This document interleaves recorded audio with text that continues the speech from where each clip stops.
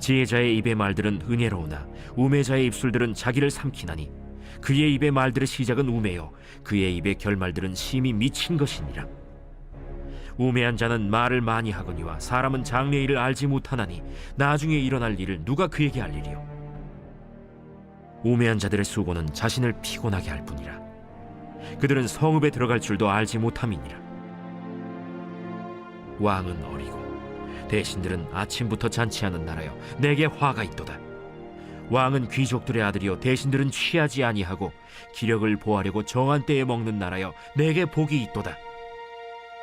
게으른즉 석가래가 내려앉고 손을 놓은즉 집이 새느니라. 잔치는 희락을 위하여 베푸는 것이요 포도주는 생명을 기쁘게 하는 것이나 돈은 범사에 이용되느니라. 심중에라도 왕을 저주하지 말며 침실에서라도 부자를 저주하지 말라. 공중의 새가 그 소리를 전하고 날짐승이 그 일을 전파할 것임이니라. 사랑하는 큰숙가족 여러분, 평안하시죠? 가을의 한가운데로 들어가는 풍성한 시간을 우리가 함께 보내고 있습니다. 오늘도 하나님의 말씀을 통해서 하나님의 마음과 우리를 향하신 하나님의 계획들을 함께 나누겠습니다. 자, 오늘 본문은 전도서 10장 12절에서 20절까지의 말씀입니다. 이 말씀 가운데는 지혜자 전도자였던 솔로몬의 삶을 돌아보면서 이 어느 습관이 얼마나 인생에 복이 되기도 하지만 저주가 된다는 사실을 우리에게 알려주고 있습니다. 자, 먼저 12절에 보니까 지혜자의 입, 지혜자가 하는 말은 은혜로우나, 은혜롭다. 여러분, 은혜란 말이 참 깊은 의미가 있지만 단순하게 생각하면 호감을 갖게 하고 위로를 주고 소망을 주고 하나님의 사랑을 느끼게 하는 이 모든 것이 은혜라고 생각됩니다. 지혜자의 말은 그 한마디가 위로가 되고, 이야, 하나님은 이렇게 나를 사랑하시구나 느껴지게 하고, 또 힘들지만 소망을 갖게 하는 일에 이 지혜자의 말이 쓰임받지만, 후반절에 보니까 우매자의 입술은 자기를 삼킨다. 어리석은 사람들은 자기를 삼켜버리고, 또 13절에 보니까 그 결말은 미치게 되고, 또 15절에 보니까 피곤하게 만드는, 그러니까 자신을 삼킬 뿐만 아니라 자신 곁에 있는 사람에게 악영향, 좋지 않는 영향을 끼쳐서 마음을 힘들게 하고 피곤하게 하고 분열하게 하고 실망하게 되고 괴롭게 한다는 것입니다. 여러분, 그렇죠. 이 말 한마디가 빛도 갚는다 하잖아요. 말 한마디가 위로가 되기도 하지만 이 말 한마디 때문에 평생의 원수가 되기도 하고 모든 관계가 끊어지기도 하고 괴로움을 줄 때가 있다는 것입니다. 그래서 지혜자와 우매자의 한가운데 말을 어떻게 쓰는가, 이게 있다는 것을 솔로몬은 우리에게 가르쳐주고 있습니다. 여러분, 저도 가까이 많은 분들의 말을 듣고 또 제가 말을 합니다만은 어떤 분의 얘기를 들으면 얼마나 위로가 되고 막 마음에 감사가 넘치고 뭔가 마음에 풍성함이 담기는 그런 말을 들을 때가 있습니다. 또 어떤 분의 얘기를 들으면 그냥 인생이 다 무너지는 것 같고 별건 아닌데 불구하고도 그냥 왠지 불안하고 답답하고 고통을 주는 느낄 만큼 그런 시간을 보낼 때가 있습니다. 그래서 이 말의 위력이 얼마나 대단한가를 아마 솔로몬도 경험했나 봅니다. 그래서 오늘 우리에게 그렇게 근면합니다. 어리석은 사람들은 대개 말을 보면 자기 자랑에 가득 차 있습니다. 오늘 본문 14절 후에 보면 우매한 사람은 말을 많이 한다는 거예요. 뭐가 말을 많이 함으로 자기가 대단한 존재임을, 똑똑하고 잘났고 뭔가 가지고 있다는 것을 나타내기 위하여 말을 많이 합니다. 또 장래일도 알지 못하는데 미래에 어떻게 될지도 모르는데 미래에 이런 일이 있을 거라고 막 자기의 어떤 그 주관과 생각과 편견을 가지고 절대화시키는 경우들이 있습니다. 참 안타깝죠.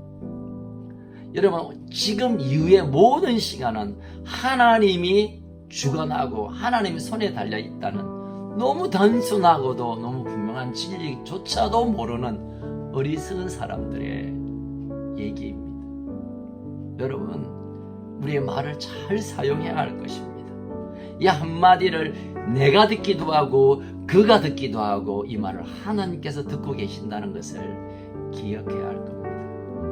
16절 이후에 보니까 복을 받을 나라와 저주받을 나라가 어떻게 나누어지는가를 또 잠깐 소개합니다.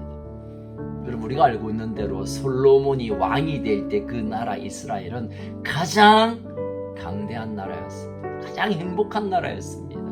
잘 사는 나라, 복을 받은 나라였습니다. 그때 솔로몬이 주변의 나라를 바라보면서 또 이스라엘의 역사를 바라보면서 이럴 때 하나님께서 복 주셔서 복의 나라가 되었고 이럴 때 하나님의 저주를 통하여 망하는 나라가 되었다는 것을 누구보다 잘 알았고 경험했던 왕이었던 솔로몬이 이런 권면을 합니다. 16절에 보니까 왕이 되었다고 대신들 모아놓고 아침부터 잔치하는 나라는 화가 있을 것이다. 우리가 이제 이런 자리에 올랐으니, 우리가 이만한 권세를 가졌으니, 우리가 이런 능력이 있으니 하면서 그것을 자랑하며 먹고 노는 이 나라는 화가 미친다, 망한다는 거예요. 그런데 17절에 보니까 귀족들의 아들들, 귀족의 아들이란 것은 뭐 이렇게 금수저란 말보다는 하나님을 경외하고 왕의 직분을 소중히 여기는 사람들, 다시 말하면 복받을 나라로 세울 지도자들은 취하지 않고 술에 취하지 않고 정한 때 먹고 그리고 하나님의 주신 사명의 자리에 서 있는 사람들, 이런 지도자가 있는 나라는 복을 받는다는 겁니다. 여러분, 우리나라의 역사도 마찬가지고 전 세계의 나라의 형편을 돌아보면 정말 근면 성실함으로 사명으로 그 일을 감당하는 지도자가 있는 나라는 복을 받습니다. 그러나 이제 뭘 좀 가졌다고, 권세가 있다고 그것을 누리고 자랑하고 그 권세를 행하는 나라, 그 지도자가 있는 나라는 결코 온전히 세워질 수 없는 것이죠. 이제 이어 16, 18절부터 마지막까지는 이 언어 습관에 대한 얘기를 다시 한번 강조하고 있습니다. 자, 게으른 사람들은 습가래가 내려앉고 손을 놓은 적 집이 새느니라. 여러분, 어리석은 사람 그리고 게으른 사람은 같은 의미로 지금 솔로몬이 우리에게 설명하고 있습니다. 망할 사람들, 우매한 사람, 어리석은 사람, 게으른 사람, 나태한 사람은 같은 종류의 사람들인데 지금 집이 무너짐에도 불구하고 관심이 없다는 것입니다. 다시 말하면 게으르면 망합니다. 게으르면 망합니다. 19절에 보니까 잔치에 희락이 있고 포도주에 생명이 기쁘게 하고 있으나 그것만으로 먹고 자고 누리고 하는 것만으로 하나님이 주신 복을 만날 수 있는 건 아닙니다.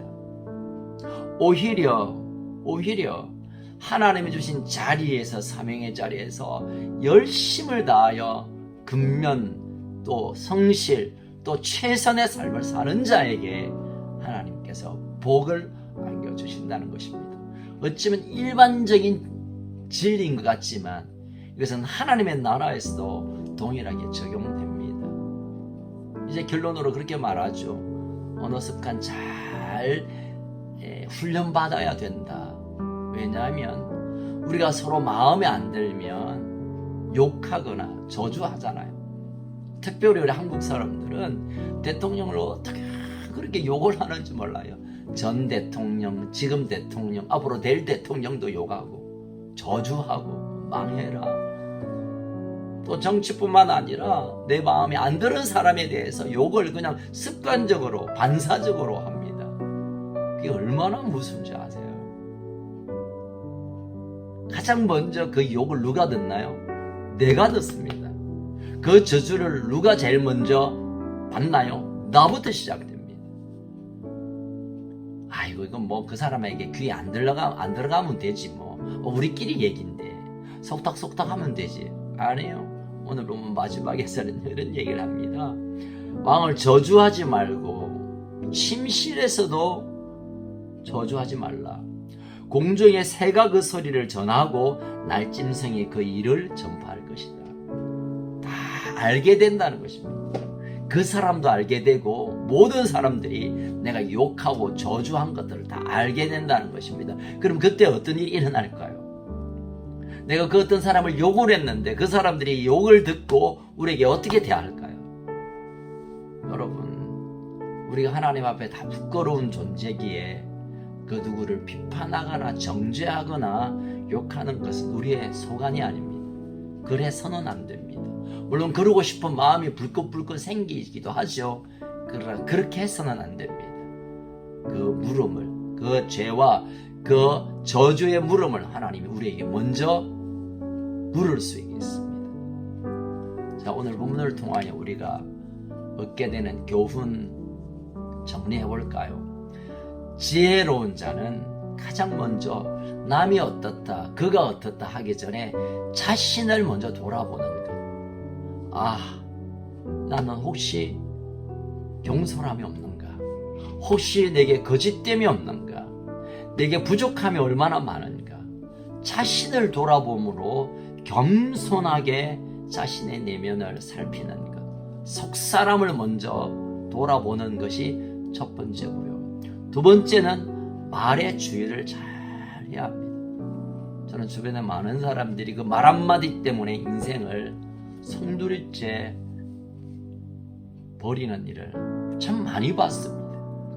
또 말을 걸게 한다라고 표현하죠. 우리 말을 함부로 하는 사람의 결과를 저는 너무 많이 봐왔습니다. 또 뭐 잔뜩 말을 하는데 그 말에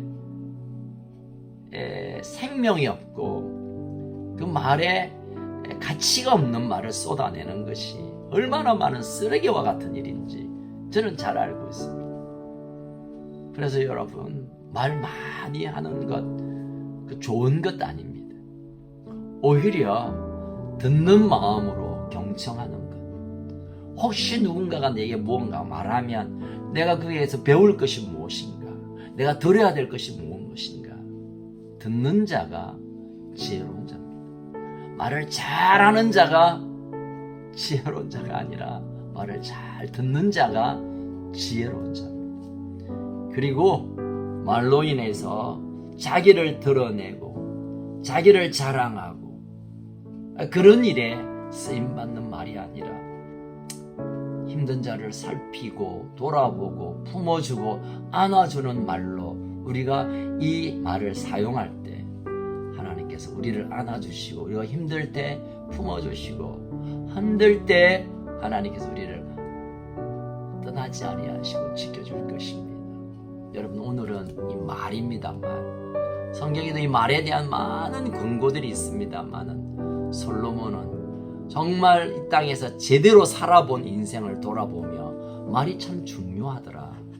말 한마디에 하나님의 복이, 말 한마디에 하나님의 저주가 임하고, 말 한마디에 사람을 살리기도 하고 말 한마디에 사람을 죽일 수도 있으니 말을 정말 귀하게 사용하는 그것이 가장 지혜로운 사람의 모습이다라고 권고합니다.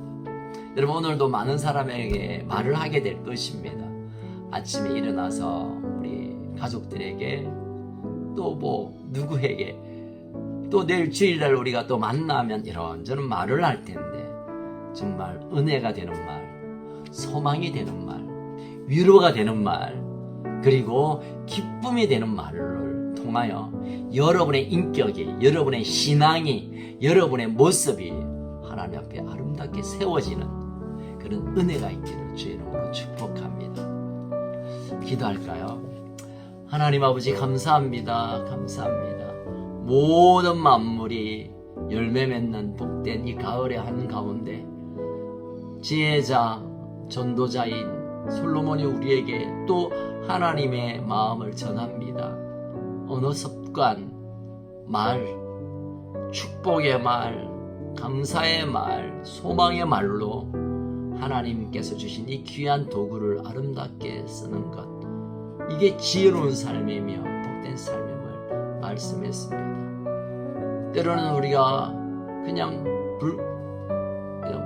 부지간에 내 마음속에 감정으로 인해서 내뱉었던 정말 해서는 안 될 말들, 거둬들이고 싶지만 쏟아진 물을 거둘 수 없듯이 내뱉은 말을 우리가 도로 담을 수가 없습니다.